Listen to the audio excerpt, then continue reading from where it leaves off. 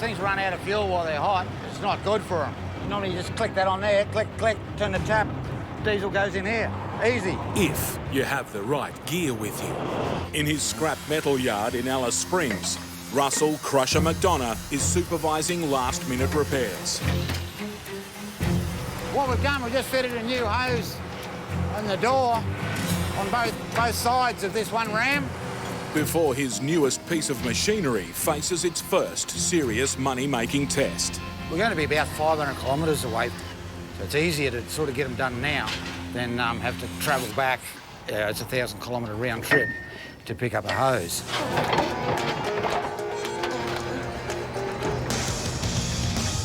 Russell found this metal-munching monster in India and decided he had to have it.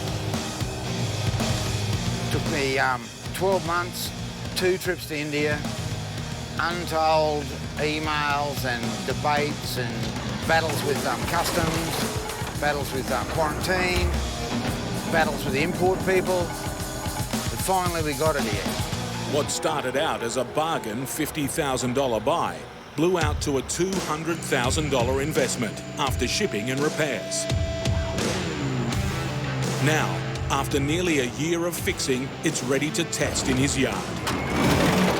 This crusher is faster than Russell's previous machine, capable of crunching more than 20 tonnes of metal an hour. Russell's ready to see if his new toy can pay its way. We're just getting ready to head out on this trip. He hopes to chomp through this ugly mountain of waste and through his mounting bills. The scrap metal price is rising again after 2 years in the doldrums. If the new crusher is as fast as Russell hopes, he could be in the money. Well, I'm quite happy with the way this thing's working out. I just look forward to tackling this pile. But it's a huge job to eliminate a historic eyesore in an otherwise stunning outback landscape.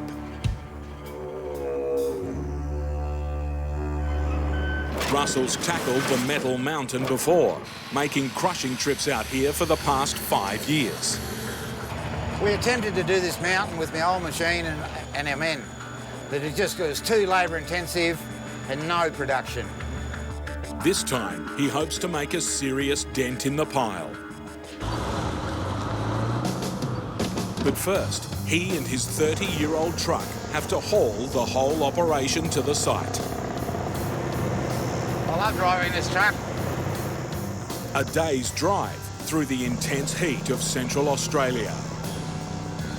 A place where the temperature often exceeds 50 degrees.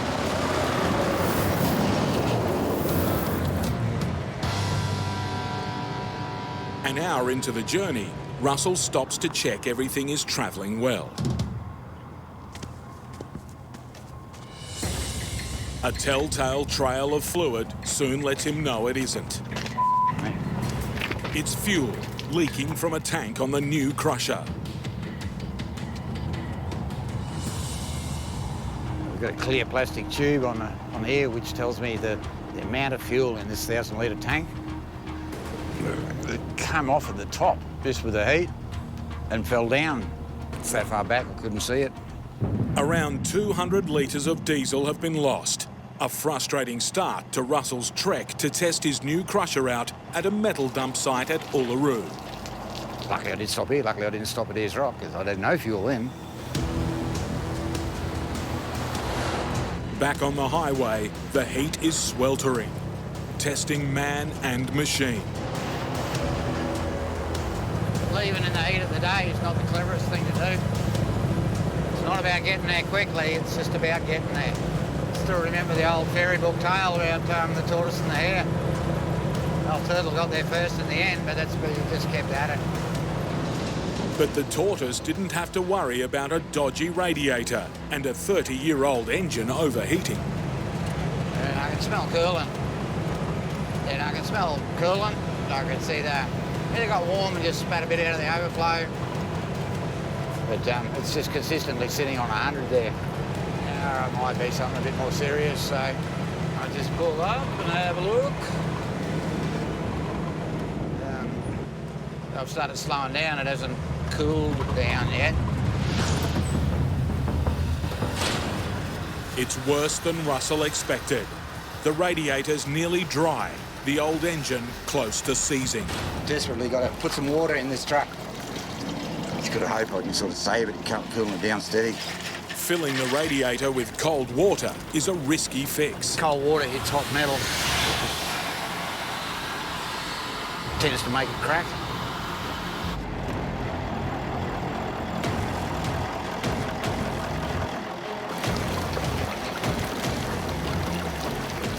It's starting to swallow water now without spitting it back out. At last, the temperature gauge is starting to drop.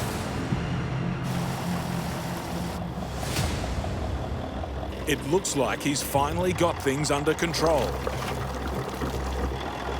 The temperature is back down to where it should be. Russell's found the culprit.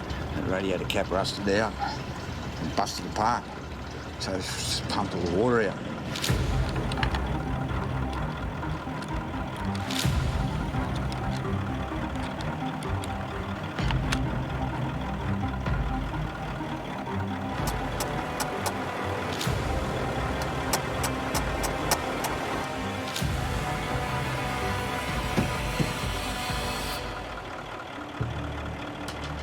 After all the repair work, the engine's cool. And it's Russell who's overheating. All right, well, looks like it might be all right. But I'll give it a run up the road now and just see how it goes.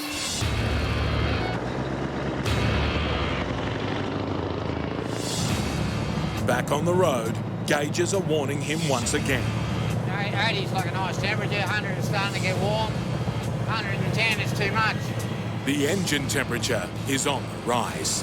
It's just working hard coming through these hills, so the temperature's back up again, but that's because it's working. It's got about 90, 95. It's not exactly cool outside, but we're just about to crest this hill. It all changes.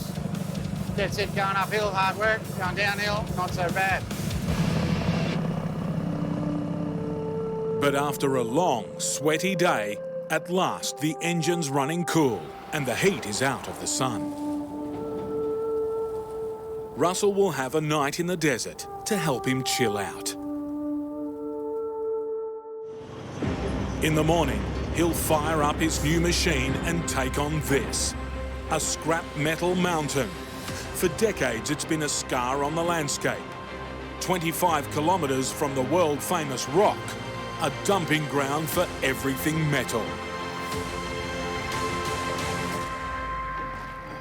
Hello, mate. Good to see you. Yeah. The resort waste services manager, Mark Standing, is overseeing the massive clean-up. If we're in a town, you know, Melbourne, Sydney, Brisbane, whatever, this stuff would be worth a fortune. You'd make a mint out of it. But because of the transport costs, we can't just take it 450 k's. You know what I mean? And that's only to Alice. Then Alice would have to ship it down to Adelaide or over to Sydney or whatever. The question now is, will Russell's imported crusher be up to the job? Well, I don't know. The last time I saw that new machine, it was somewhat of a mess. So I haven't actually seen it operating, but I've heard that it is a very good machine. But Russell's not happy with what he's found. I'm here to do with this scrap metal, and all there is dirt pushed up everywhere. Dirt, trees. A bulldozer has pushed the pile into a smaller area, mixing the metal with sand. We sell steel, not dirt. It completely blows out the window what I had in my head that I was going to do. I was intent on just digging a little track into a mountain, and then I would have been surrounded on 3 sides.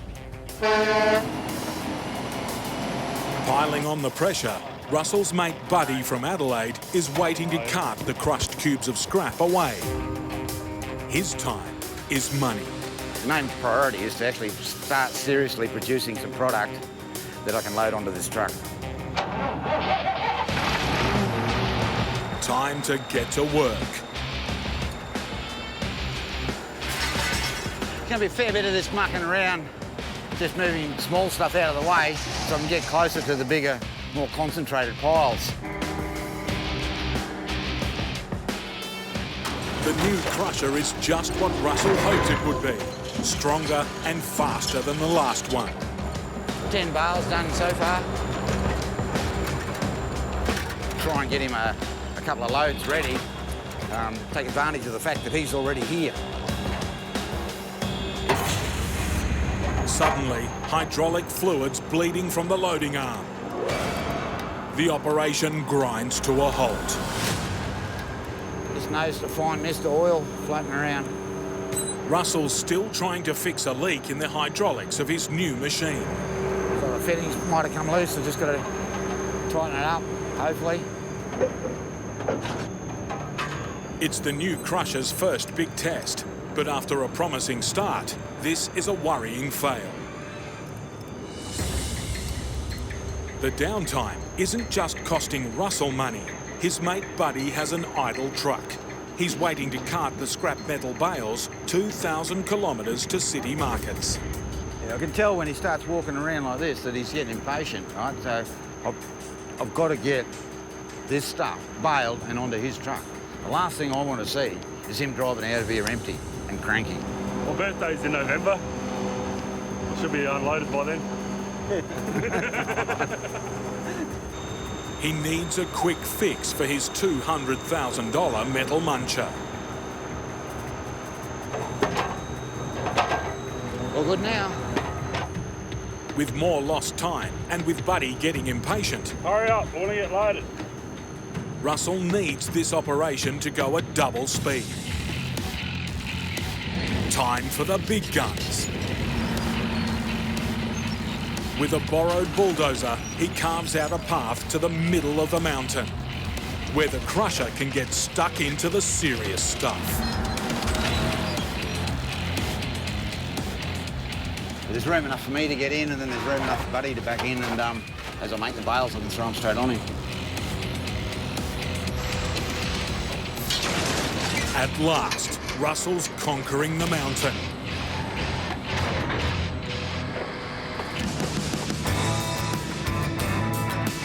Now I've got that first trailer done. I've got this hole here. I'm home and hosed. This is going good. This pile's here. I've got it beat. Russell's latest mission, trucking a rickety mobile building to a remote station. It's 250 kilometres of intense, unforgiving country. We've got a few tricks up our sleeve, and we're going to be pulling all of them out to get the second-hand building to where it's got to go without any carnage.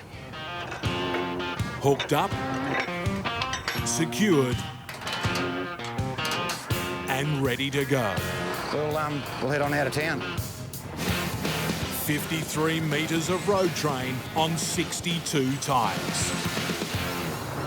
Well, we're just leaving Alice Springs now. Got the McDonnell Ranges off to our left. Beyond the ranges lies the desert. Russell's driving into it alone and in the height of summer. Outside, it's 40 degrees plus, and Russell's old truck has no air conditioner. In these blistering temperatures, tyres are a constant worry.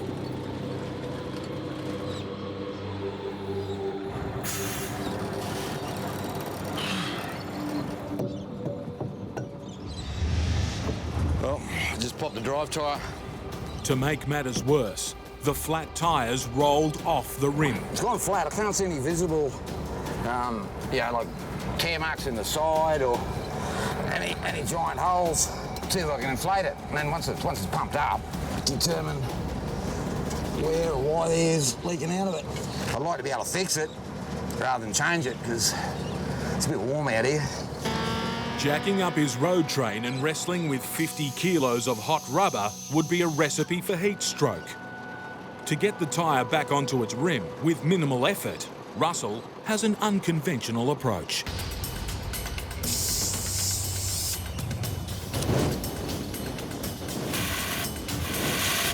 He may look like an angry pyromaniac, but Russell's got science behind him. The air consumed by the fire should suck the tyre onto the rim. But it's not working. Tyre's that hot, it's just evaporating this.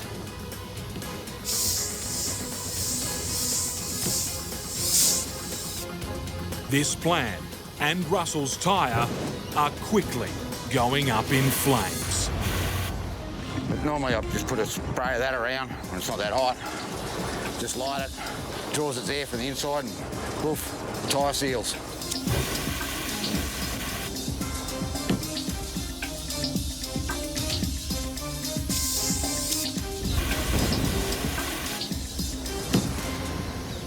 Finally, success.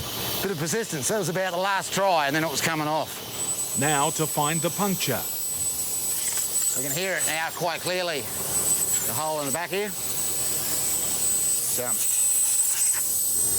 Something in there. I'll dig that out first and see what I can see. Wouldn't read about it. It's an old plug. It's an old repair job that's come apart. Tyre's nearly at the end of its life anyway, so we just do something to get it through.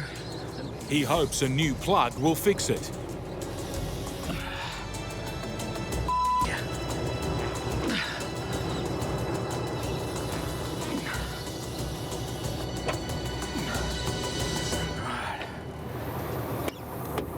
Look at that, like brand new. Should be all right. We'll get going.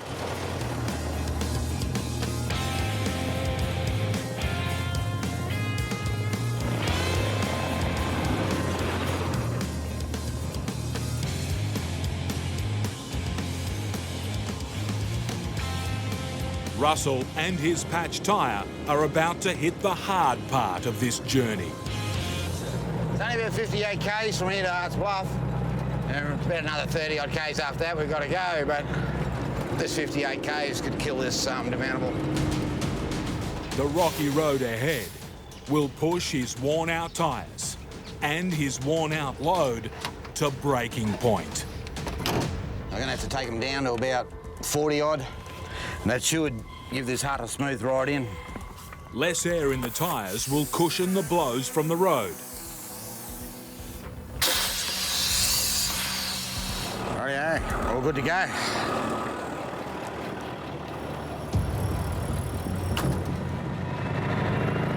Until now, Russell's coffee cup has hung in there, but the road ahead is notorious for breaking more than just china. Tyre tracks means it's gone full dusty, it's chopped up. Holes in the road surface fill with fine dust.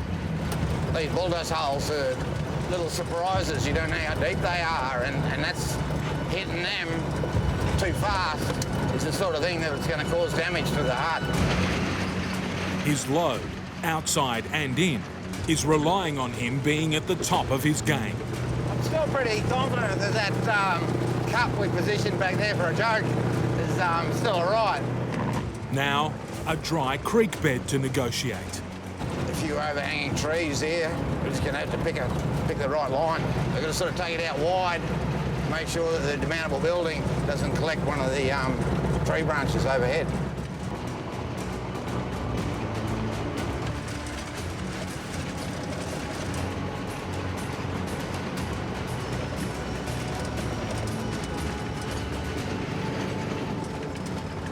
He's through without a scratch.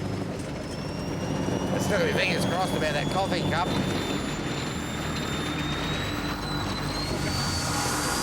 It's just coming on sunset. We're just sort of coming into Arts Bluff now.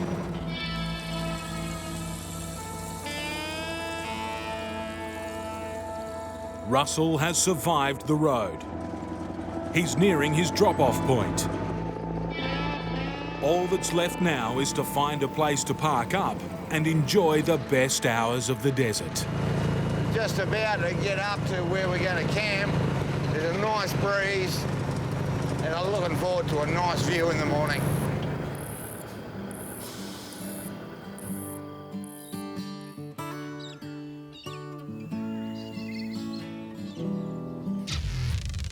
It's not the view he had in mind. Must have leaked. But that's not the half of it. Further back, more carnage from the road. Yeah, all we've had here is a wheel bearing, like, collapse.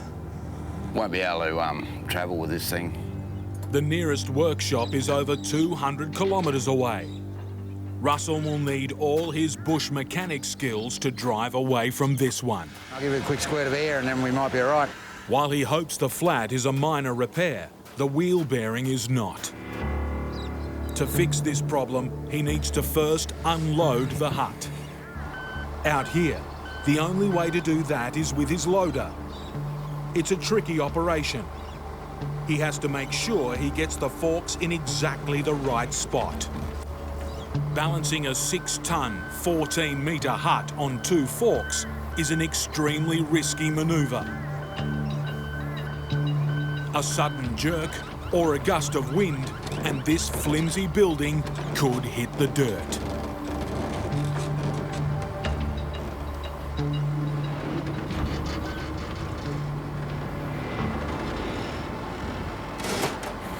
Perfect. Can't have a look inside and see how it travelled.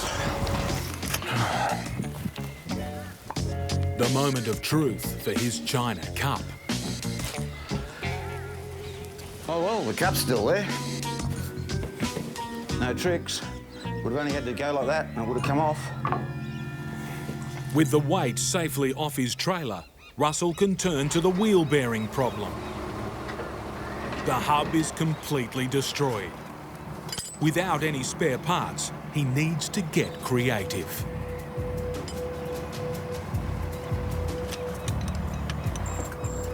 Working on his own in over 40-degree heat, Russell's just about had it. I'm a bit out of condition. It's a bit hot. His rig has 62 wheels.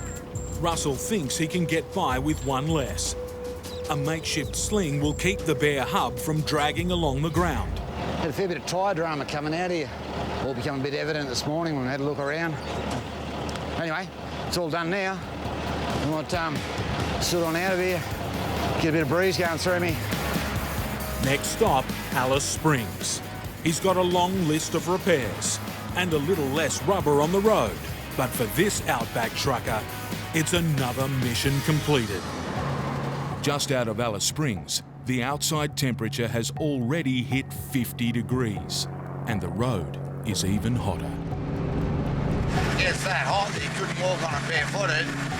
It nearly melts thongs. Could be anywhere 80, 90 degrees. It's not just footwear that's at risk of melting.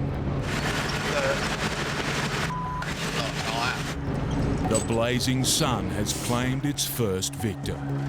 It's just one ear that's blown. While the temperature's rising, so is the pressure to get moving. Still got heaps to do today. Apprentice Rowan has drawn the short straw. Young fella's still paying his dues. I get to drop, then I got to change all the tyres on it.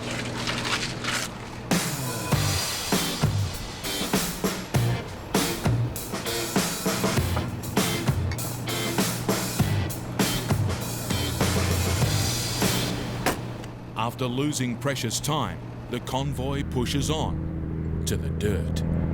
We are going into desert country. The main thing we try and do is not break anything.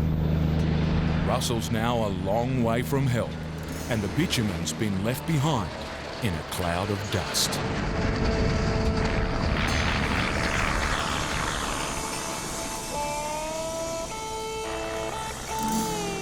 Finally, the convoy pulls into Hart's Range.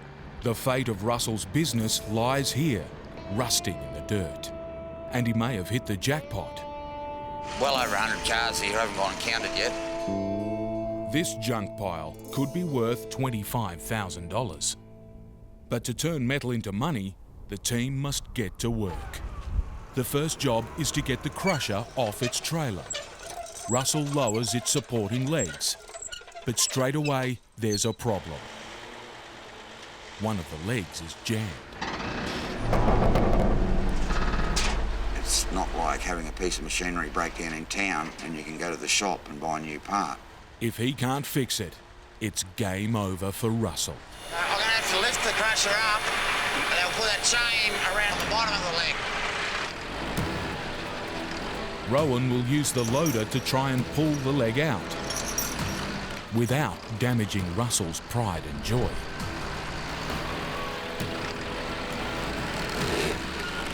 With the leg free, Russell's ready to try again.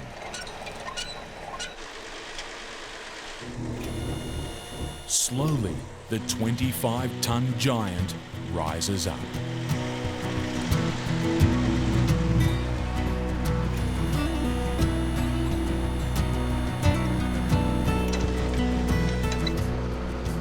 Let's go crush some cars.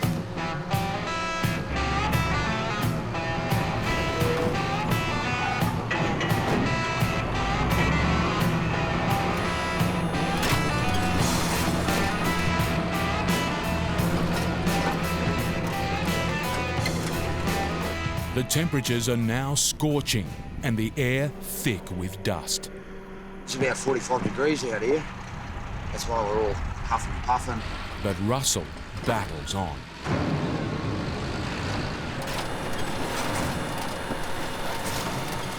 Late in the day, and there's another problem with the crusher.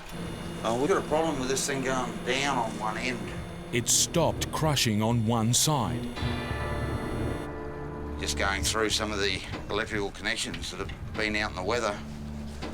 Russell suspects it could be a faulty electrical switch or solenoid. Using this thing we call a test light, it's indicating that power is getting to the solenoid. On some occasions, the solenoid doesn't pull down. It's becoming quite clear the solenoid's faulty.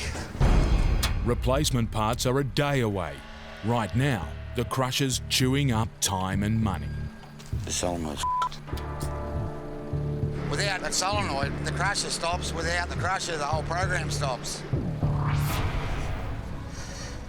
With these two road trains that are here to help me, I sort of don't want to muck them around, you know? I've got to just keep at it and get the job done. Russell needs all his mechanical skills to bring his crusher back to life. We've got a medium-sized shifter and need that socket set. And out here, if you can't fix it, find it. There's a chance that there's something fairly similar on one of these cars to operate their starter motor. It's Russell's only hope. While he removes the faulty solenoid, Rowan scours the junkyard for a replacement. Found one. Just going to pull it off and take it over there, clean it up and see if it works. Russell's in luck. Have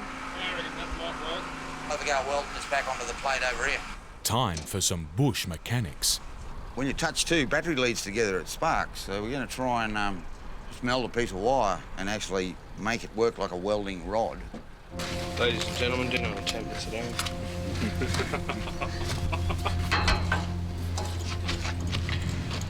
Welding rod. With his improvised welding kit, Russell gets to work. Definitely not the prettiest weld, but that's on there well enough. We'll put it on and see if it works. There's a treasure trove of scrap for the taking. Russell must revive his crusher and his hopes. No good. Oh, something like I'm not seeing. Finally, the moment of truth. At last, the team can get back to work. After all the delays, it's a flat-out race to feed the crusher. Just had to keep going, otherwise it just sort of wouldn't happen in the time schedule that these truckies that have come out to help me needed it done. In these conditions, heat stroke is a constant threat. The heat is getting to all of us. But Russell has no choice but to push on.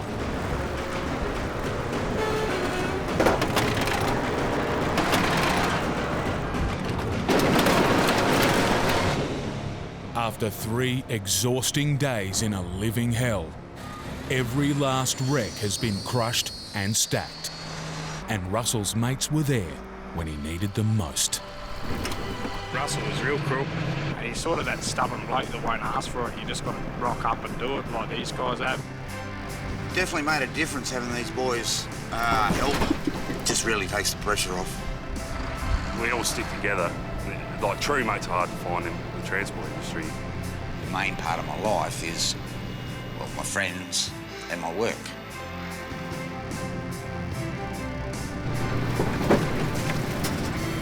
Russell's battled the dust, the heat, and fixed his way out of near disaster. He's made it through a mammoth salvage operation, bringing home $25,000 worth of scrap. Very big job, and of course when you finish one, you're always quite happy that you've done it. Russell the Crusher is flat out trying to replace a broken starter motor. Probably a good thing that's happened here because I've got a spare here. I just got a young fella coming around, he's going to give me a hand. It stopped him from setting off on a 2,000-kilometre journey across the continent. We'll pull this one off, we'll take the other one off, then we'll just swap them over. It's just as easy to put another one on because we're here and we got one. Yep. Something's gone wrong inside here. But they don't mess around when the Crusher's in a hurry.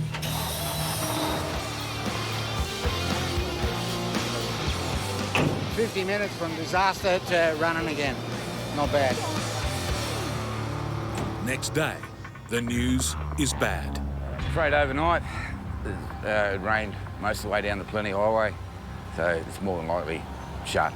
So we'll be going around the long way through Mount Isa. At least he can get this monster 50-metre road train moving. Even if he's heading north when he wants to be heading east. Yeah, I'm a day behind and I'm still in the Northern Territory. Russell reaches the turn-off to the shortcut. He can't resist checking to see if the road conditions may have changed. Pretty sure with the amount of water that's around on the side of the road here that this road's going to be shut, but just for peace of mind, I'll just sort of pull up here and walk down to the sign and have a look. They've listed as four-wheel drive only, which means, you know, they've got a weight restriction of 4.5 tonne, and we're around about 100 tonne, so we're well over that. 95 tonnes over the limit will be a hard one to explain to the authorities. Russell has no choice but to go the long, scenic way.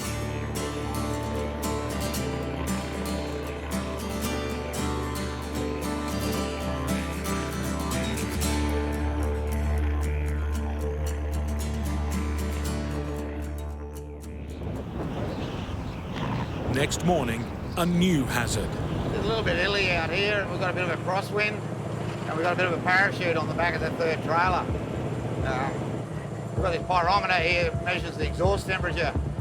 We don't like to go over 6, but it's getting fairly close on some of those steep pulls back there. Once we get over the top and start running down the other side, it pulls back down again. But the gauges are all laid out here for a reason, and that is so that I can keep an eye on it and just make sure that I don't push it too hard and tilt the engine. The gauges are important, and so are the warning signals. Just popped the shutdown light, it's come on. But with an extra 600 kilometres to drive, Russell isn't in a hurry to pull over. I can sort of look at everything in front of me here, and there's nothing to worry about. Once I get everything all back down to cool down again, it should go out. It's, to me, it's not dangerously overheating, but this light's warning me that we're on the limit. The oil gauge is also pointing to trouble. That's reading quite high, but I believe it's got a faulty sensor. I think it's a false signal, and that's what's bringing on this shutdown light over here. At least the water gauge is giving a normal reading. Traditionally, the water temperature and the oil temperature travel together, and so like one can stop working and you can still tell what the reading is by looking at the other gauge. But the fact there's a difference between the two, I think that's where we're getting a false signal, which is throwing this light on. That reading that we're getting there just isn't right. I just know it's not right. He's backing himself against those annoying gauges. I've been driving this old girl that long. You get like a sixth sense. You can have no gauges working and you still have an idea what's going on. The pressure to keep going is trumping the pressure to pull over. As I'm reporting in, I'm getting the hint that they're really looking forward to seeing me, as in they sort of need the equipment that I've got. But then, there's a gauge Russell can't ignore. He's running low on diesel. Getting a little bit low on fuel, and if these things run out of fuel while they're hot, it It's not good for them. On these trips with no petrol stations for miles, he carries his own supply. 2,000 litres of diesel in 2 big tanks behind the cabin. It's a simple job to pump into the truck's main tanks. Normally you just click that on there, click, click, turn the tap, diesel goes in here. Easy. If you have the right gear with you. The boys putting the fuel hoses and filters and everything in a box for me. The only thing they forgot was the adapter that makes the cam lock from that fit these pods. So I can't get the fuel out of there into my truck. His solution? Siphon the fuel. But that means sucking on the hose, risking a mouthful of foul-tasting, toxic diesel. I've temporarily overcome my problem by just running the siphon hose into there. But it'll take 2.5 days to fill this up. So it'll just keep the motor running while I work out what I'm going to do. Russell's bought himself some time. But he needs to find that connector, or the engine will stall and could be destroyed. But I got everything except for the cam lock that goes on the there. Oh, okay, mate. Russell has a solution, but not one that thrills him. Just got to get a couple 100 litres in here and I'll be happy. Siphon again, but this time with a wider hose. A bigger chance of a bigger mouthful of diesel. Wasn't real keen on siphoning it out of the pods and into the tank. It was easy for the first bit, but once it gets down about that far, it was going to involve diesel and in-mouth and wasn't going to be good. He needs enough fuel to get him to the next town. Yeah, I've got plenty of fuel in now to easily make it to Mount Isa.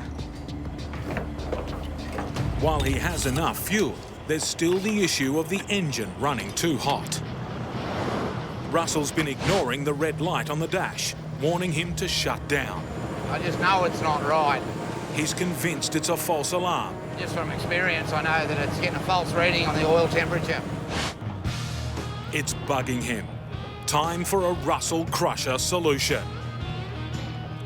Unplug it.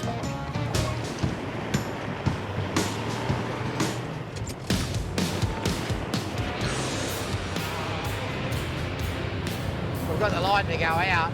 I don't think I've fixed the problem, but I've stopped that light distracting me. We're not travelling too bad today. We lost a little bit of time mucking around, getting that fuel in, but I'm going to be on target to knock over roughly 1,000 k's for the day. In Mount Isa, Russell's in luck. Yeah, we got this thing. It's not the exact cam lock fitting that I was after, but we'll be able to take the hose out and put it in here. He can now transfer diesel from his emergency fuel tank. With a bit of 100-mile-an-hour tape, we've managed to get the hose to fit, and we've now got the fuel flowing up through the filter into the tank here. This hose here will only reach to this one tank, so I'll probably just fill this tank up. It'll equalise across to the others. Russell needs to make up time. He's due into Middlemount tomorrow.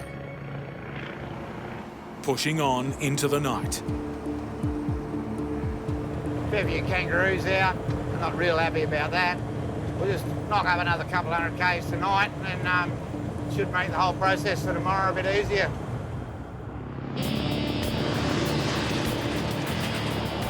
We've only got like about 600 to go now, so I'm back on track where I wanted to be. But not for long. Motor's just cut out on this old girl, mate. I'm going to have to pull up here somewhere. The engine's lost power. We've got to get this thing to cool right down, just in case it does cut out. If the engine cuts out without cooling down, it could seize. Russell tries to jump-start it back into life.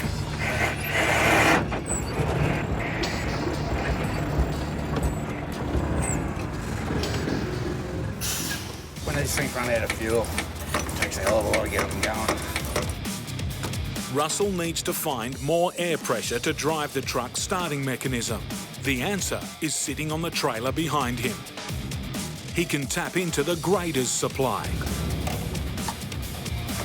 And with some more massaging, at last, ignition.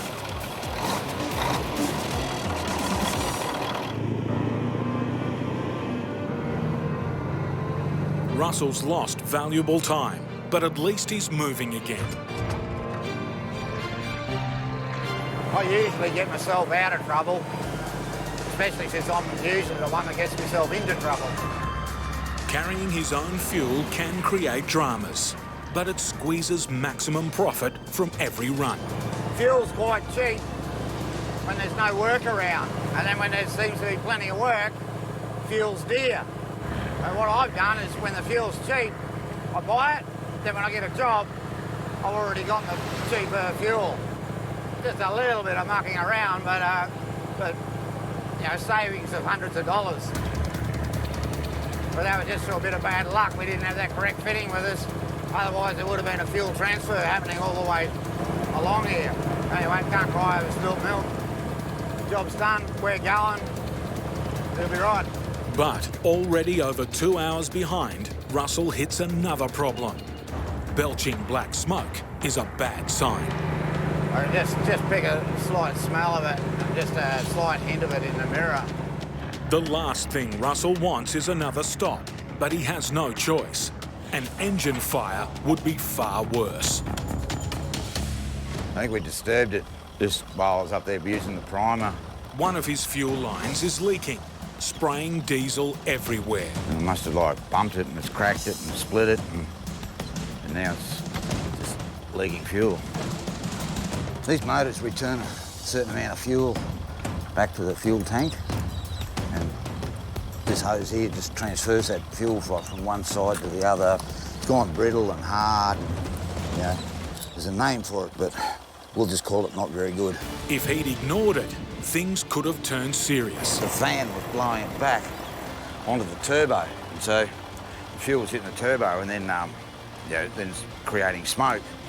It's a good idea to get on top of it because when the going gets really tough, that turbo gets really, really hot, and it possibly will get hot enough to ignite the diesel leak. Then it could have got really bad. Russell doesn't have a spare fuel line, but he does have 30 years of experience as a bush mechanic. He has something similar in his toolbox, but it's for compressed air, not diesel. This is airline that I'm using here now. It'll be good enough. It's a risk. If it breaks and sprays diesel on the hot engine, there could be a fire. But out here, Russell doesn't have much choice. It is airline, not fuel line, but just hope that it's sort of like high temperature resistant. Inevitably, there is usually something else that can do two jobs, right? You might not have exactly what's needed, but there'll be something else somewhere on this truck that will fix the problem. We've spotted it, we just lifted the bonnet again, we fixed it, bonnet's down, we're going again. Russell still has 200 kilometres to go to his destination. His giant rig relying on a tiny air hose, doing a job it's not designed for. He survived 2,500 kilometres and makes it to his first drop-off. At this depot, all he has to do is unhitch a trailer. But the next stop won't be nearly as easy. This road roller has to come off. It weighs 12 tonnes, and getting it from the tray to the ground will be a nightmare. What are we doing here? Just a little bit of a safety. We just tie this trailer to this trailer. Because when I bring that machine there, across here, if for some reason the two trailers get apart, it could end up messy. A 12-tonne road roller having to cross a makeshift bridge.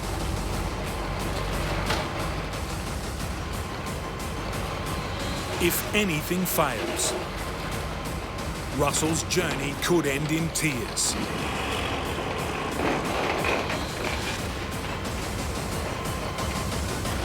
It's job done. After 3 trying days, Russell can relax. Feels really good that we're here now. We've successfully unloaded everything. There's not a broken windscreen, there's not a mark on anything. It's quite satisfying that they're on the ground now. So they're delivered. My job with this on this mission is completed. This job will give Russell the money he needs to repair his metal crusher back home in Alice Springs. But the Alice is 2,000 kilometres away, which means another long drive for this Outback trucking warrior. It's safe to say that I'm a bit like my truck. We're both a bit old, we're both a bit rough around the edges, and we both are fairly used to doing it hard in the bush. With this old girl, you can replace parts. You know, with me, when they're worn out, they're worn out.